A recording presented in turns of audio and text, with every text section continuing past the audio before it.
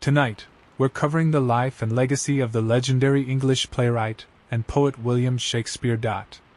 Shakespeare was a master of language, a profound observer of human nature, and a timeless storyteller whose works have shaped literature, theater, and the way we express ourselves.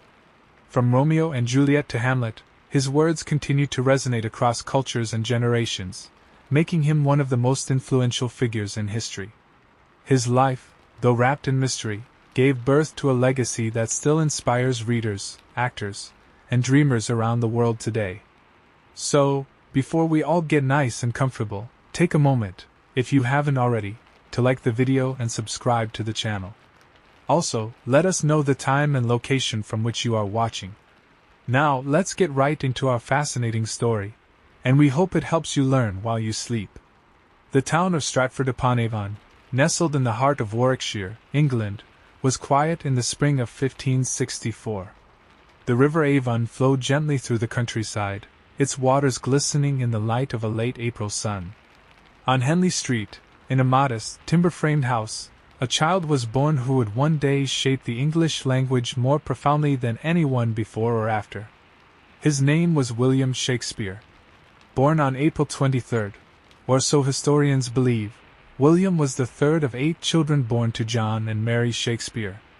His father, a respected glove maker and merchant, was also an alderman in Stratford, a position of local importance. His mother, Mary Arden, came from a well-established family of landowners. Together, they represented a blend of ambition and tradition, a household grounded in the steady rhythms of Elizabethan life. From an early age, William was surrounded by stories. The town was alive with local legends, church sermons, folk songs, and traveling performers who brought news and entertainment from the wider world. Though Stratford was far from London's grand theatres and noble courts, it offered a rich landscape for a curious and observant child. William likely attended the local grammar school, King's New School, where he would have studied Latin grammar, rhetoric, logic, and classical literature. Education was strict and rigorous. Boys memorized entire passages of Roman poets and playwrights like Ovid, Seneca, and Virgil. These influences would later echo through his own plays, surfacing in themes of fate, passion, and human frailty. Life in Tudor England was far from easy. Disease was common, and the threat of political unrest loomed over even the most ordinary lives. In the year of William's birth, the bubonic plague swept through Stratford. The town lost many of its citizens, and though the Shakespeare household was spared, the presence of death was a shadow that never fully lifted. That awareness of life's fragility would later haunt his tragedies and deepen the joy in his comedies. As William grew, he watched his father's fortunes rise and fall. John Shakespeare achieved success as a tradesman and held various civic offices, but eventually, financial troubles began to mount. By the late 1570s, the family's status had declined, and records of William's life become scarce. Whether he continued his formal education is uncertain. What is clear is that he was gaining a different kind of knowledge, from the streets, from human nature, and from the world around him. At just 18 years old, William's life took an unexpected turn. In 1582, he married Anne Hathaway, a woman 8 years his senior from a nearby village. She was 26 and pregnant when they wed, a situation not uncommon at the time but one that has fueled centuries of speculation. Did they marry for love? Duty? Was it a rushed union or a deeper bond than we'll ever know? Together, they had 3 children, Susanna, and the twins, Hamnet and Judith. Soon after the twins were born, William disappears from the historical record for several years, a period scholars often call the lost years. What happened during that time remains a mystery. Some believe he joined a traveling theater troupe, others suggest he worked as a teacher or studied law. Some even claim he fled Stratford to escape legal trouble. Whatever the truth, by the early 1590s, he had resurfaced, not as a country boy or struggling husband, but as a rising playwright in the bustling heart of London. How did this provincial young man become the voice of an age? The answer lies not just in his genius, but in the world he stepped into, a city pulsing with energy, opportunity, and a growing thirst for drama. By the early 1590s, William Shakespeare had emerged from the shadows of Stratford's quiet lanes into the noise and light of London, the cultural heartbeat of Elizabethan England. The precise details of how he got there remain unknown, the so-called lost years between 1585 and 1592 continued to puzzle historians, but by the time he reappeared, he was already making a name for himself in the world of theatre. London was a city in flux, expanding, vibrant, chaotic. The air was thick with smoke from chimneys and the shouts of merchants. Along the Thames River, playhouses were rising outside the city walls, on the south bank in neighborhoods like Southwark. These areas were buzzing with taverns, brothels, bear-baiting pits, and most importantly, the theatres. Theatre had become immensely popular under the reign of Queen Elizabeth I, who fostered a cultural golden age. Playwrights and actors were treated like celebrities, and a good play could turn an unknown into a household name. Shakespeare, arriving in the midst of this artistic revolution, began working with one of the city's most influential theatre companies, the Lord Chamberlain's Men. His early works, like Titus Andronicus and The Two Gentlemen of Verona, caught attention for their boldness and emotional range, but it was Henry VI, a series of historical plays about civil war and national identity, that first brought him widespread acclaim. These plays tapped into the patriotic fervor of the Elizabethan audience, and showed his ability to blend drama with political insight. The theatres filled with people from all walks of life, peasants, merchants, nobles, all watching his characters come alive. In 1592, the playwright Robert Greene, in a scathing pamphlet, referred to Shakespeare as an upstart crow.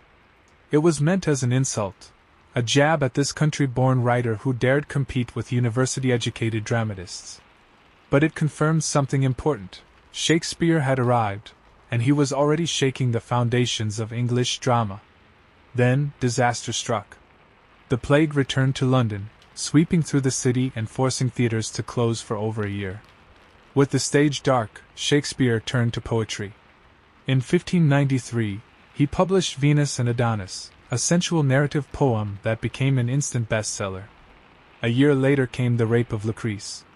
Both works were dedicated to Henry Wriothesley, the Earl of Southampton, a wealthy nobleman and known patron of the arts.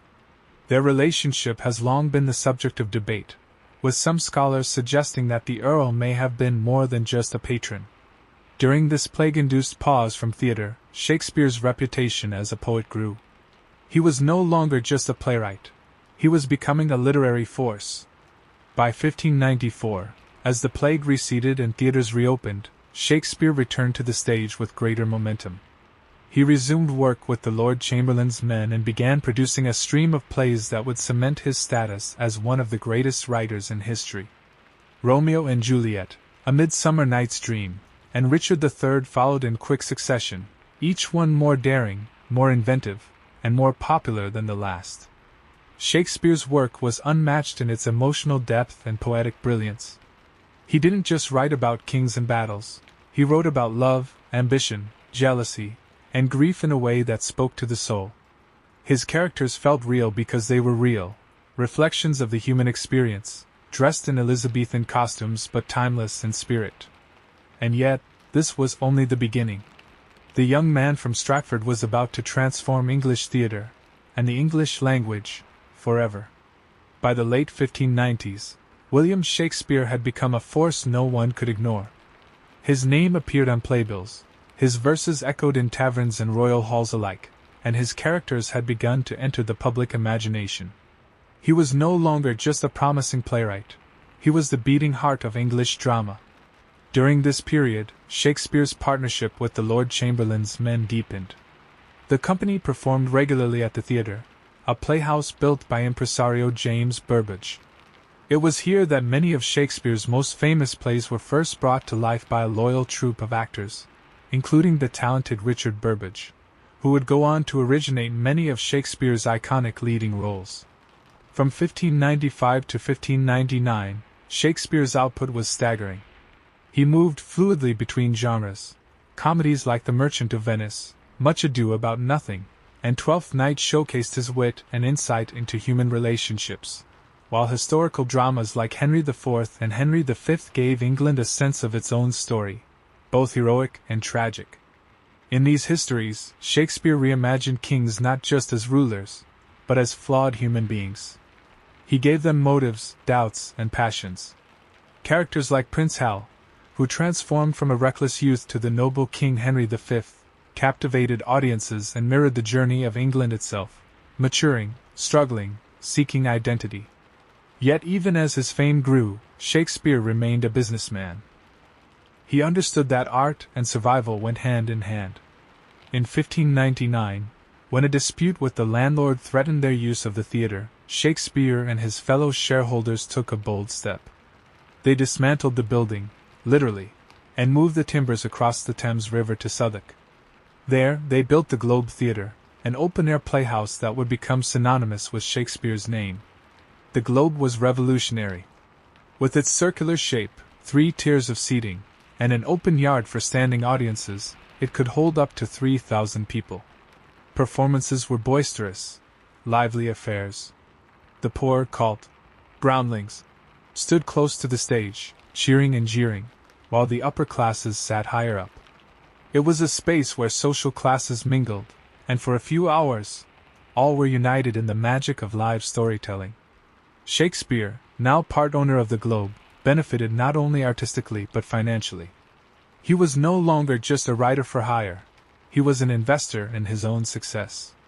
It was at the Globe that some of his most enduring masterpieces first played to eager crowds. Julius Caesar, a political thriller about betrayal and ambition, resonated with a society wary of tyranny. Hamlet, first performed around 1600, redefined the possibilities of drama. Its brooding prince, haunted by the ghost of his father, became the very symbol of internal struggle, asking questions about life, death, and the nature of existence that audiences still ponder today. Shakespeare's language soared. He coined phrases that slipped into everyday speech. Break the ice, heart of gold, wild goose chase. And, in a pickle. His metaphors painted vivid images. His soliloquies opened windows into the soul. And through it all, he remained grounded, a working playwright, editing scenes, watching performances, always listening to how his words lived on the tongues of actors and in the ears of the crowd. By the turn of the century, William Shakespeare was not just England's greatest dramatist. He was its voice.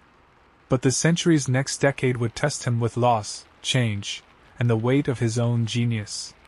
As the 1600s dawned, William Shakespeare stood at the height of his fame. He was admired by the public, respected by his peers, and favored by the royal court. Yet, while his career soared, his personal life bore the weight of loss and distance. Back in Stratford, his family remained rooted. His wife and Hathaway continued to live in their home, raising their daughters, Susanna and Judith. Their son, Hamnet, the only male heir, had died in 1596 at the age of 11, a quiet tragedy that left a shadow over Shakespeare's life. There is no direct record of his grief, but many scholars believe Hamlet's death left deep emotional scars that echoed through his later work. The grief may have found voice in Hamlet, written just a few years after the boy's passing.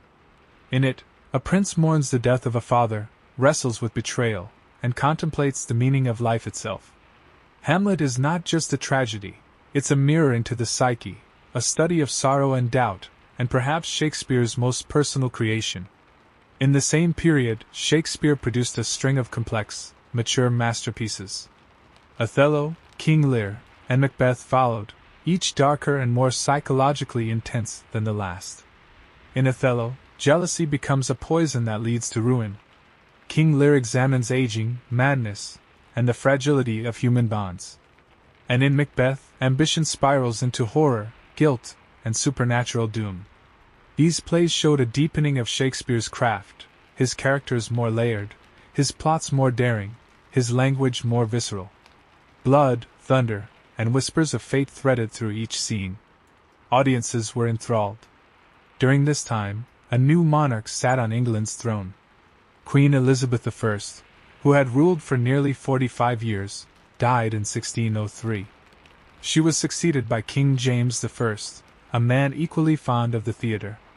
The Lord Chamberlain's men became the king's men, under royal patronage.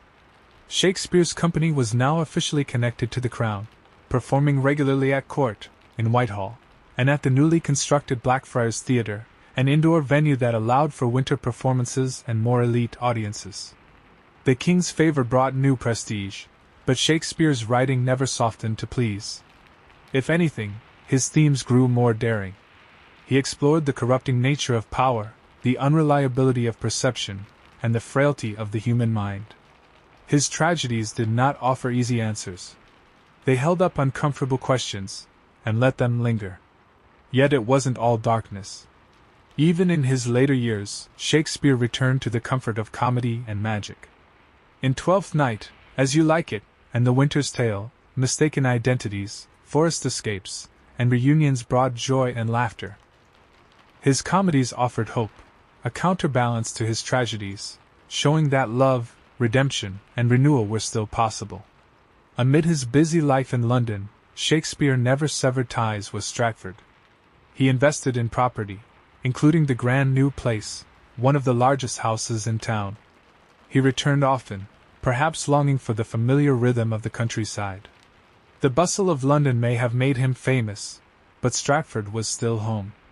As he moved into his 40s, with his plays performed across England and even beyond, Shakespeare began to write less. He had nothing left to prove, no rival to conquer. His works had already etched his name into the very bones of English culture.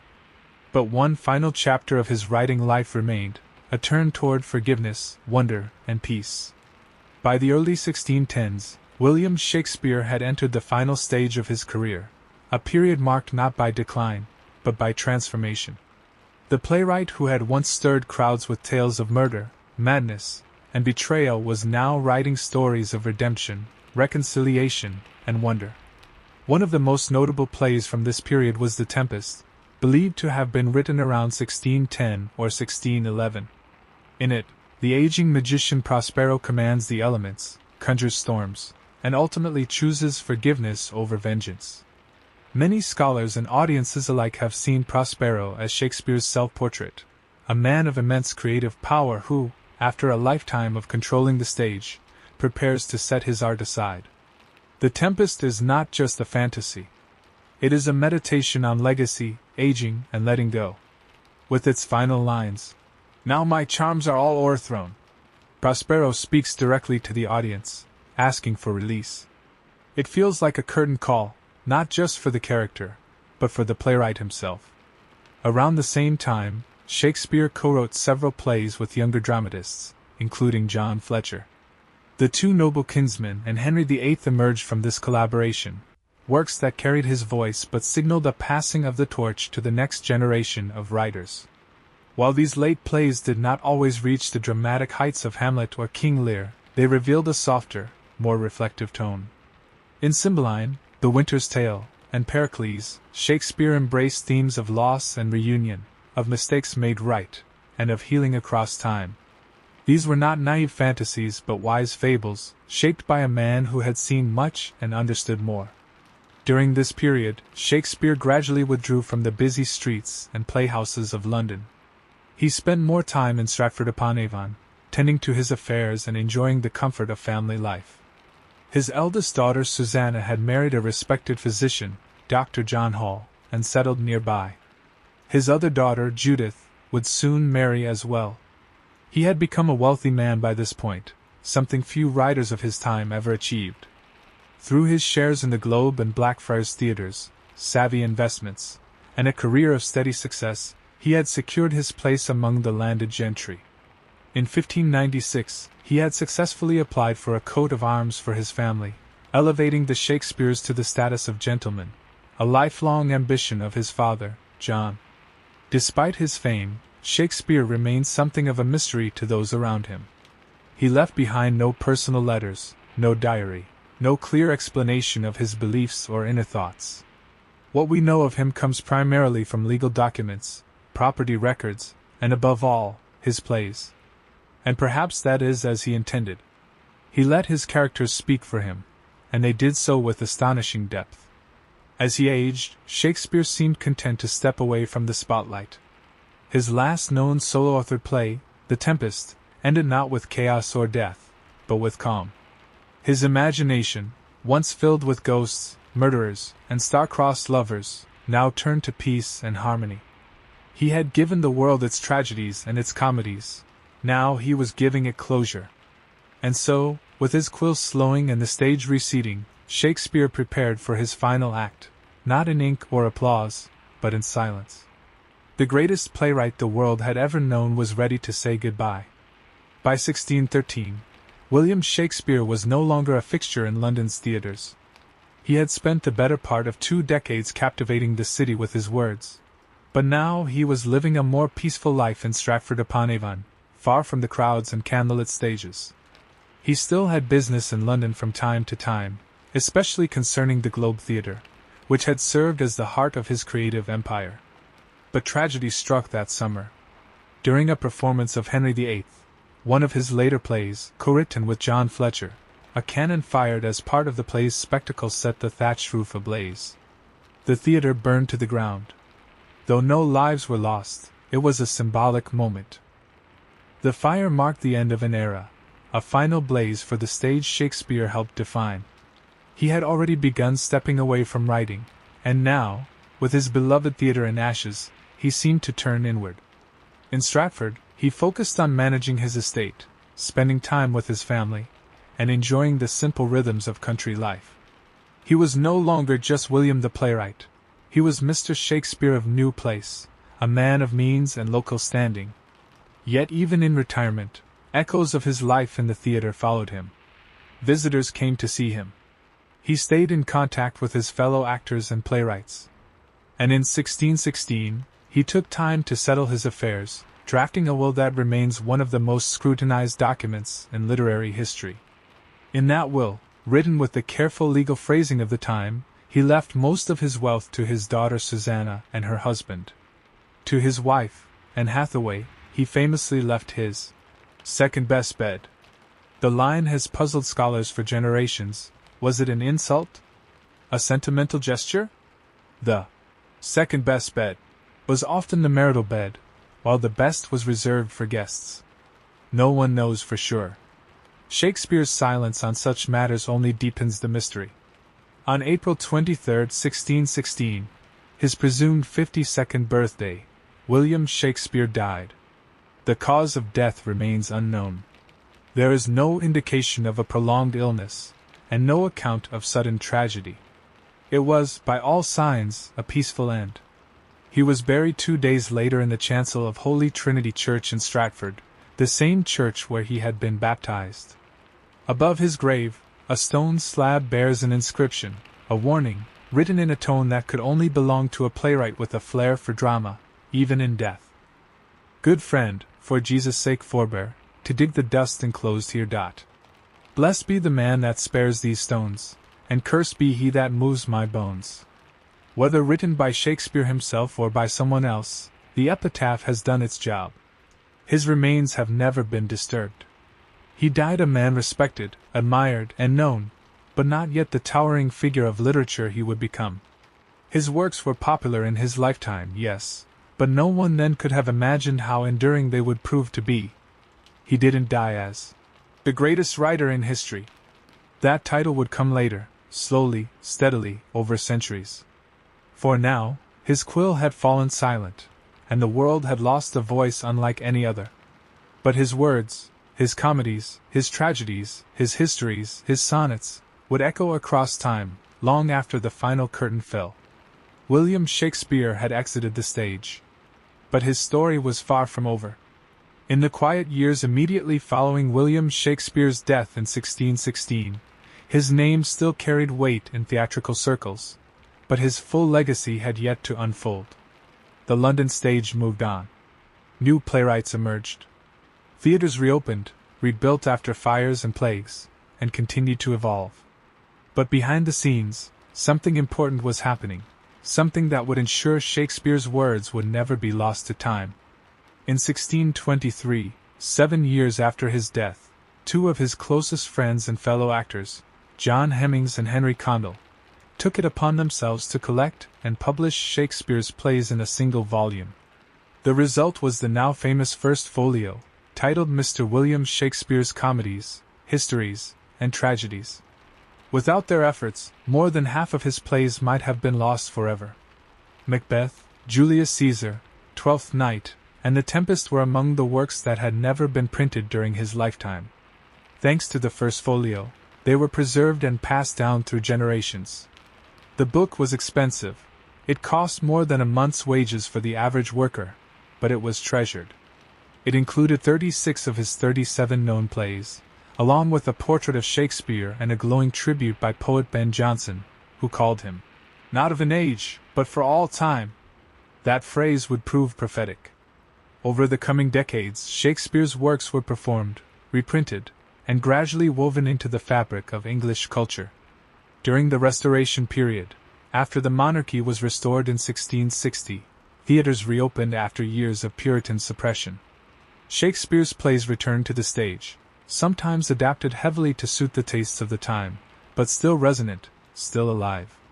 By the 18th century, his reputation had grown significantly. Writers and thinkers of the Enlightenment, like Samuel Johnson and Alexander Pope, regarded him as the pinnacle of English literature. In 1765, Johnson published a comprehensive edition of Shakespeare's works, complete with commentary and analysis, a landmark moment in Shakespearean scholarship. At the same time, a new fascination with Shakespeare's life began to take hold. Biographers attempted to piece together his story, despite the limited evidence. Stratford-upon-Avon became a destination for admirers and tourists. The small market town, once just a backdrop to the story, became a symbol of the bard's origins. In the 19th century, Shakespeare became a global phenomenon. His plays were translated into dozens of languages and performed on stages from Paris to Calcutta. Actors like Edmund Kean, Sarah Siddons, and later Sir Laurence Olivier brought his characters to life with fresh intensity. Romantic poets like William Wordsworth and Samuel Taylor Coleridge praised Shakespeare not just as a dramatist, but as a philosopher of the human soul. Across continents, cultures, and centuries, audiences connected with his words. Why? Because Shakespeare understood people. He captured the joy and chaos of love, the weight of guilt, the pain of loss, and the thrill of ambition. His plays weren't just about kings and courtiers, they were about us. And his language, rich and poetic, shaped English itself. He didn't just write stories, he gave us expressions we still use. All's well that ends well, a foregone conclusion, the game is afoot. And, to thine own self be true. His influence on the way we speak and think is incalculable. The man who once performed for Queen Elizabeth I was now studied in universities, quoted in politics, and honored in the arts. His legacy had begun its transformation, from celebrated playwright to timeless icon. And still, the world had more to discover. As the 19th century unfolded into the 20th, William Shakespeare's reputation was no longer confined to England. His works had traveled far beyond the cobbled streets of Stratford and the wooden stages of London. Shakespeare had become a global citizen, his voice echoing in countless tongues, his characters reborn in every corner of the world. In Germany, philosophers and poets hailed him as a genius of profound emotional insight. In France, his plays were adapted and interpreted by literary giants like Victor Hugo and Alexander Dumas. In Russia, Tolstoy may have criticized him, but Turgenev and Dostoevsky found power in his tragic depth. In India, Shakespeare became a fixture of colonial education, studied in British-run schools, and later, embraced and reimagined in local languages and theatrical styles. Wherever his words went, they adapted, transformed, and resonated with new audiences. His universal themes, love, jealousy, betrayal, ambition, justice, transcended time and place. No matter the language or the setting, the emotions remain true. One reason for this universality is Shakespeare's remarkable range. Few writers have ever captured both the grandeur of political conflict and the intimacy of personal sorrow. In Macbeth, we see a man unravel under the weight of his own ambition. In Othello, a hero is undone by jealousy and manipulation. In Much Ado About Nothing, love teeters between comedy and cruelty. And in The Tempest, forgiveness becomes the final, liberating act. By the early 20th century, Shakespeare's influence had moved beyond literature and the stage. He was entering new media: radio, film, and later, television. In 1900, one of the earliest known films was a short, silent scene from King John. It lasted barely a minute, but it marked the beginning of a century-long relationship between Shakespeare and the screen. Soon came full-length silent adaptations, then lavish productions with sound, costumes, and star power. Sir Laurence Olivier became a cinematic Shakespearean icon, bringing Henry V, Hamlet, and Richard III to wide audiences with both elegance and accessibility. Orson Welles, with his deep, resonant voice and bold vision, gave new life to Othello and Macbeth, proving that Shakespeare's stories could thrive in the language of film. In time, filmmakers began setting the Bard's plays in surprising new contexts. Romeo and Juliet was reimagined in gang-ridden New York in West Side Story. Macbeth took on a samurai's armor in Akira Kurosawa's Throne of Blood. The Tempest became a science fiction adventure in Forbidden Planet. His stories were no longer bound by corsets and castles. They were timeless, adaptable, endlessly malleable. Modern actors from Ian McKellen to Judi Dench, Kenneth Branagh, Denzel Washington, and Cate Blanchett brought Shakespeare's words to new generations, on both stage and screen. His soliloquies became rites of passage for performers. His plays, constant fixtures in festivals, classrooms, and global stages. But perhaps the most extraordinary part of Shakespeare's journey is that he remains, even now, a writer for the people. In villages and metropolises, in grand opera houses and open-air parks, his plays are performed, studied, debated, and loved. His lines are scribbled in school notebooks and tattooed on skin. His characters are reinterpreted endlessly, as soldiers, politicians, rebels, lovers, dreamers. More than 400 years after his death, William Shakespeare continues to shape how we think, feel, and express ourselves. His works remain as vital and alive as they were in the flickering candlelight of the Globe Theatre. The playwright from Stratford had become the world's playwright. Despite centuries of admiration and performance, one of the most enduring fascinations with William Shakespeare is the mystery of the man himself. For all his words, for all his influence, so much about his personal life remains uncertain. And with that uncertainty comes speculation, and sometimes, controversy. Beginning in the 19th century and continuing into modern times, a group of scholars and skeptics began asking a provocative question: did William Shakespeare really write the plays attributed to him? They pointed to the lack of detailed personal records, the seemingly limited formal education he received, and the absence of surviving manuscripts in his own hand. How could a man from a small town, with no university education and little exposure to court life, write with such sophistication, breadth, and authority? From this doubt emerged a host of alternative theories. Some proposed that Francis Bacon, a philosopher and court insider, was the true author. Others pointed to Christopher Marlowe, a gifted playwright whose death may have been faked to allow him to continue writing under a pseudonym. Still others nominated Edward de Vere, the 17th Earl of Oxford, citing his aristocratic background and literary interests. These theories, known collectively as the Shakespeare authorship question, have attracted both fascination and criticism. Supporters argue that the plays show a depth of legal, political, and aristocratic knowledge unlikely for a commoner. Critics counter that genius doesn't follow class lines, and that Shakespeare's plays demonstrate precisely the kind of emotional intelligence and real-world observation that come from experience, not privilege. Most scholars agree. The evidence that William Shakespeare of Stratford wrote the plays is overwhelming. His name appears on published works. He was recognized by his contemporaries. He worked directly with acting companies and theater owners. His success was public and well documented. The debate, while interesting, often tells us more about our assumptions about class and creativity than about Shakespeare himself. Still, the mystery persists. We don't know how he felt about fame, or politics, or even religion. His sonnets, 154 in total, offer fleeting glimpses into his private world, with references to beauty, time, love, and betrayal. They speak of a mysterious, fair youth, a dark lady, and a rival poet, sparking endless speculation about real-life identities. But no clear answers emerge. Was he heartbroken? Cynical? Joyful? Regretful? The truth is, Shakespeare left us no confessional diary, no explanatory notes. What he left was something more powerful: characters. Hamlet, Lear, Rosalind, Lady Macbeth, Falstaff, Viola, Prospero, each of them full, flawed, and human. Through them, we catch glimpses of the man who wrote them. His genius wasn't just in crafting beautiful language, it was in capturing the depths of human emotion. He understood how people think, how they lie to others and to themselves, how they strive, fall, hope, and dream. That understanding didn't require him to be a nobleman or a scholar.